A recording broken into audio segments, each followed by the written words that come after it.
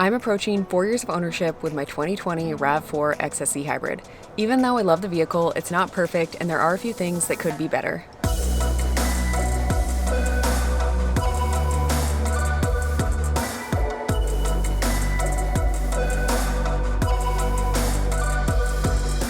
The dynamic cruise control has a set distance, and sometimes the gap between you and the next car is just a little too big to where people will cut you off.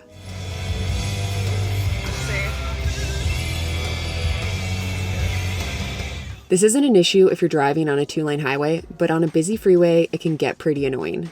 I wish there was a way to adjust the distance between the vehicle and the car in front of you. The smart key unlocking feature only unlocks the driver's side door.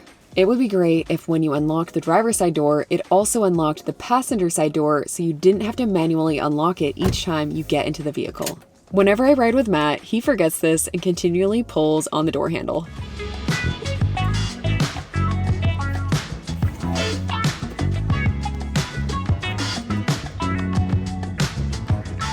The infotainment system changes its brightness depending on if it's night or day. Sometimes it seems overly sensitive when going under bridges or in low light conditions. In this example, you can see the screen switch back and forth when I was driving through some trees.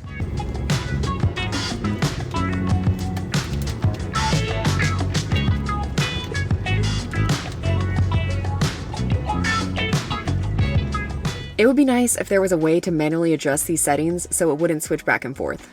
Number 4, lack of power seats on the passenger side and inability to lower the height of the seat.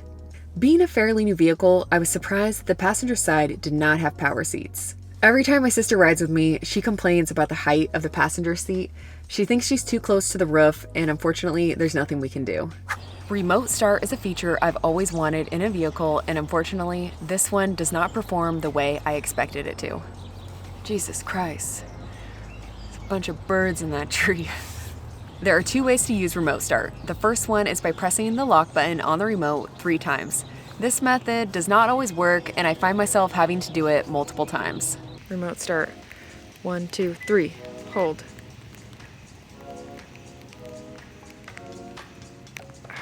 Didn't turn on. Here we go. 1, 2, 3.